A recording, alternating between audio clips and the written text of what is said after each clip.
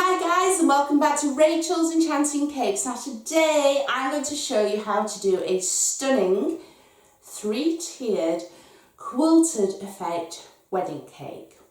Now I can use the quilting effect on any type of cake. It's a great effect and quite simple to do once you've mastered the technique.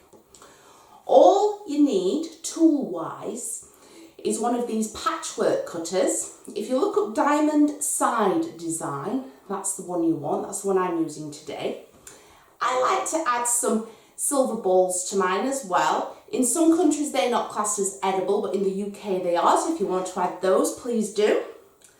I'm going to be using my spacers again when rolling out the fondant, 5mm thick to get it bang on. Now obviously for this tutorial I'm not doing cake, I'm covering cake dummies. Your cakes will need to be about 4 inches deep. I have a lovely Victoria sponge recipe that you can look at in the description that will make you a lovely 8-inch cake, 2 separate cake pans, and once you've levelled them off it will be a good 4 inches deep with the filling in the centre, because I always add a lot of filling. So let's get cracking and I'll show you how simple it actually is to do a very stunning but striking wedding cake. Let's get cracking guys, and happy baking! So the first step is to roll out roughly 900 grams of fondant. This is for your 8-inch round cake. So you will have just taken your cake out of the fridge. It'll be on a cake board on some baking parchment. All that crumb coat will have set beautifully. And now you're about to cover it in your fondant. For the cake dummy, I have just used a pastry brush and covered it with a little bit of water to help the fondant stick. The fondant has been rolled again between the spacers to keep it exactly 5mm thick. So if I just lift this up, pull this into front of the camera. Now dummies are slightly more difficult to cover as they like to move. You will not have this issue with your cake. And then it's just a case of negotiating the pleats.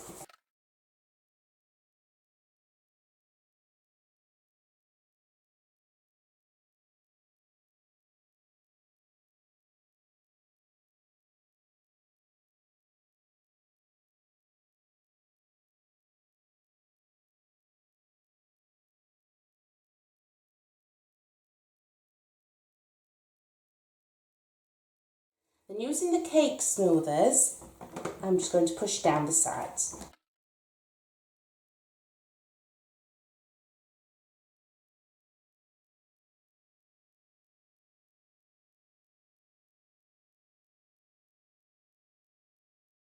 Finally, trim off the excess fondant.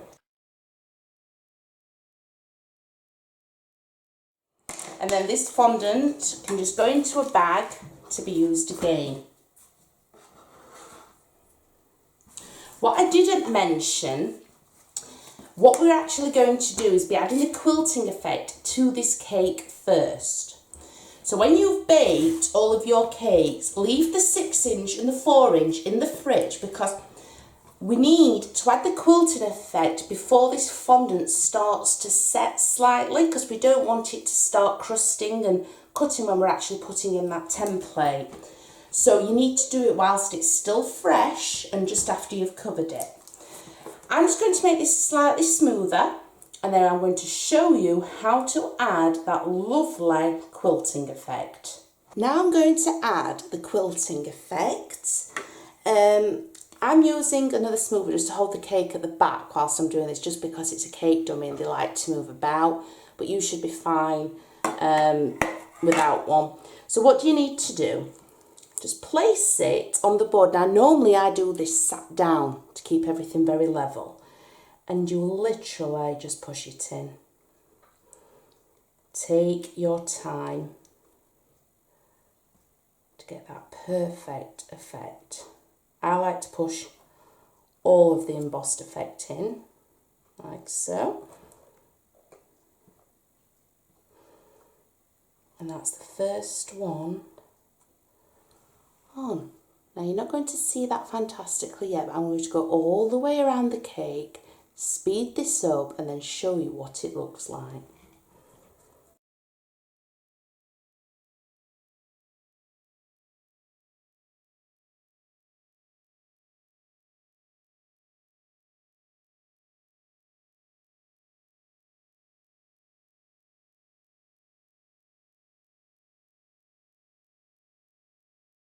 And this is where we get to the final one, where we might just be a few millimetres out. And we place it on there. I'm going to get it quite central first. Like so.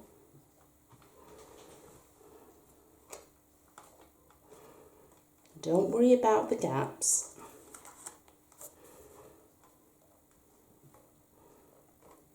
Because when everything else is added, you're not going to be able to notice. And look at that, it's absolutely stunning. Now, before I add the silver balls, because we've used our fingers all over it, there are a few finger marks. Now, the camera might not be picking up on that, but I can see them. You're not going to get rid of the quilting effect just by using a smoother. But just smooth out your cake again, because you want this to be absolutely perfect. Just before we add the silver balls. Like so. Okay. Now, as I've mentioned before, I know these silver balls aren't legal in all countries, or they are legal, but they're not always classed as edible. Now, I get mine from Purple Cupcakes. We're in the UK and we can eat these. If they're not edible in your country or they're classed as food contact, if you just inform your customer, then you can still use them. So all I do then, using my fingers, I don't use any glue because my fondant is still lovely and soft. And I will use the smoother finally again over it. But in all of these little ridges, all of these corners, you just want to add, daisy, a silver ball.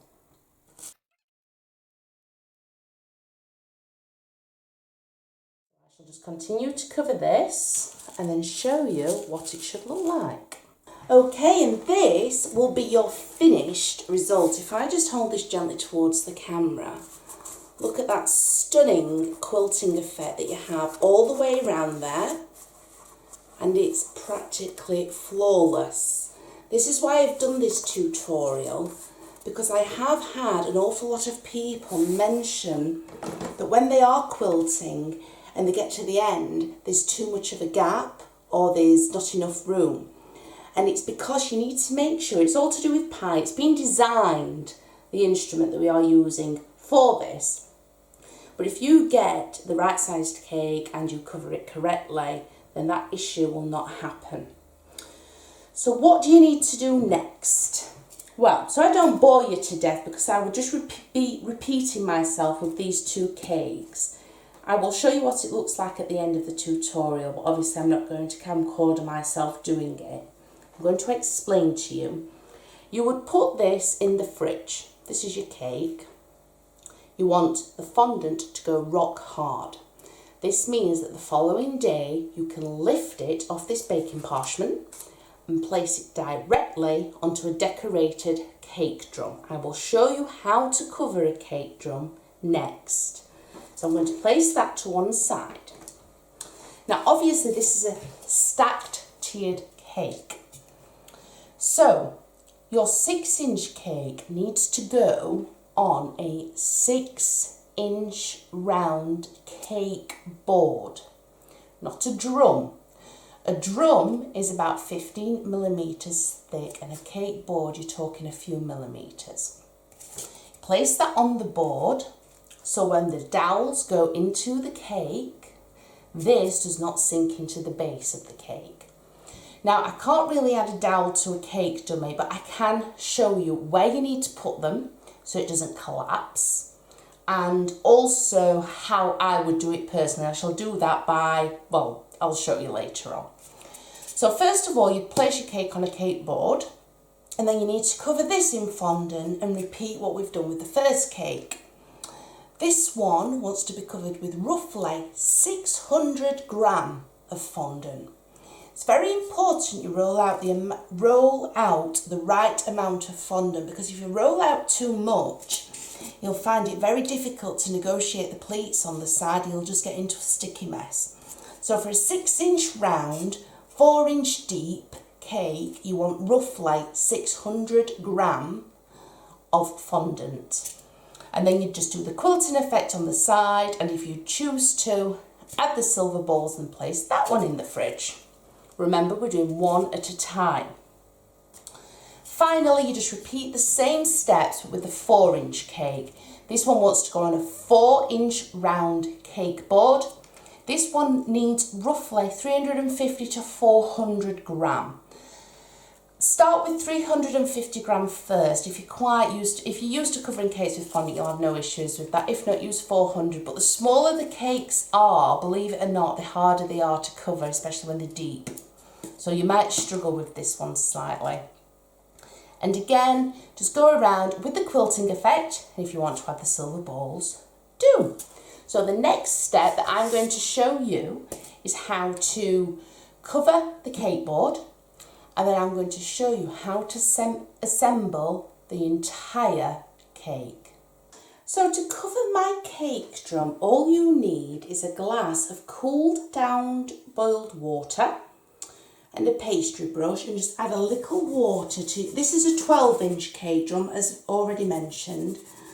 This is just to help the fondant stick to it. I find for a 12-inch round cake drum, using 750 gram of fondant, if you're using the spacers, again mine's exactly 5 millimeters thick, will work perfectly. Just using your rolling pin, just like with the cakes, place it over. I've got it on my turntable. I would suggest, if you are a hobby baker, to invest in these turntables, as they make life so much easier. It's a little sticky, this fondant, just because it's quite humid in the kitchen. So I'm just putting a little bit of icing sugar on top. I'm just going to smooth out these edges slightly, but not much because I'm cutting off most of it. Really is as simple as that. And then using your knife, cut off the excess fondant.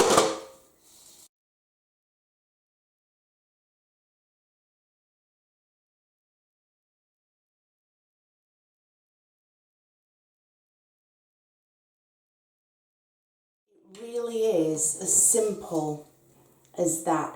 Now I'm going to leave this overnight before I add my cake dummy.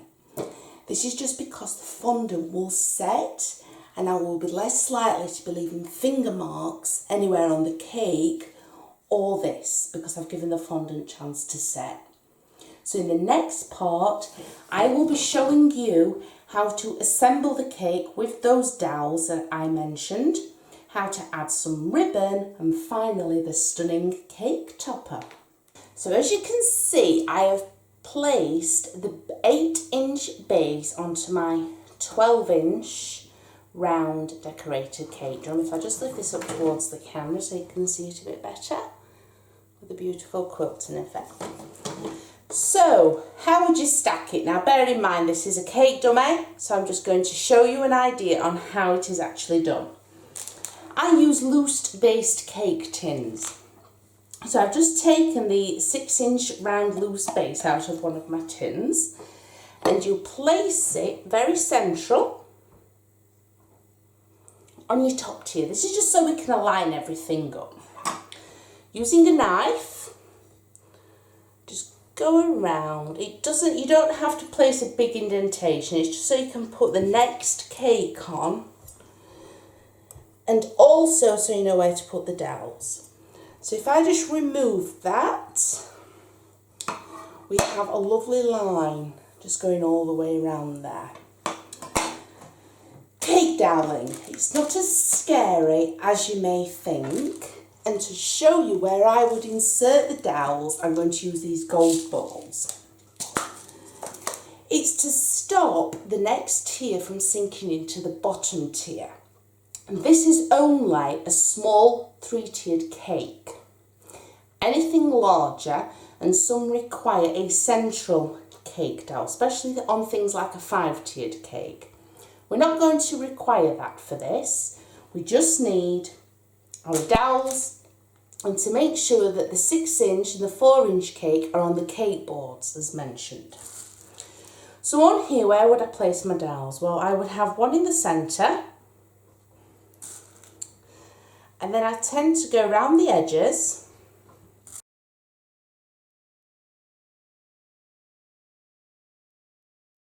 So in total, I know you can tell there's quite a few. There's 1, 2, 3, 4, 5, 6, 7, 8, 9, 10, 11, 12, 13 cake dowels. That's just in the base tier.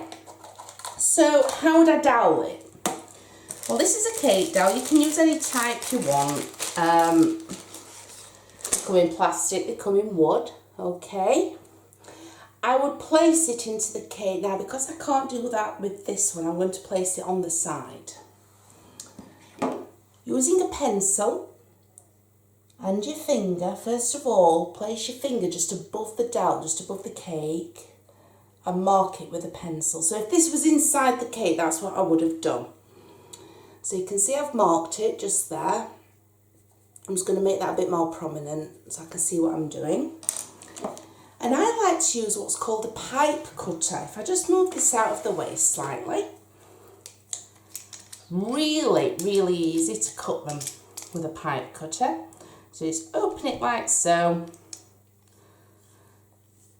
Squeeze it and then you just turn it around, and it really is as simple as that. And then that is what you would push into the cake where I have placed all of these gold balls.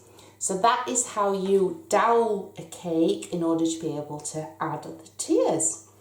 So what I'm going to do next, I'm going to add the remaining 2 tiers, which I've already decorated. Show you a really good way on how you can add the ribbon without leaving any marks. And then all it needs is that stunning cake topper, and you've got an absolutely beautiful cake. But it's relatively simple to make. Okay then, let's get to it. Look how beautiful this cake is becoming. Now I've already added some ribbon to the base and to the middle tier. I'm going to show you just how easy it is. You get your roll of ribbon first and just wrap it around the cake. And using your fingers, get a rough idea where it ends. Some really good scissors and just cut. Okay, that can go to one side. A bowl of cooled down boiled water, again. Just place your ribbon in there. Because you're not doing it in little sections, this will make it dry evenly and the colour will stay the same. Then just use a little bit of kitchen roll or paper towel to just dab off the excess. And it really is as easy as that. I'm then going to wrap it around. Obviously, if I was doing this for a customer, I'm not camcording myself, so I'd be using the turntable and making sure, but I need to make sure that you can see what I'm doing. And there we go. It really is as easy as that, and that will stick to the fondant. I think all it needs now is a Mr. and Mrs. topper. So I'm going to place that just there, to the top of my dummy. And there we have it.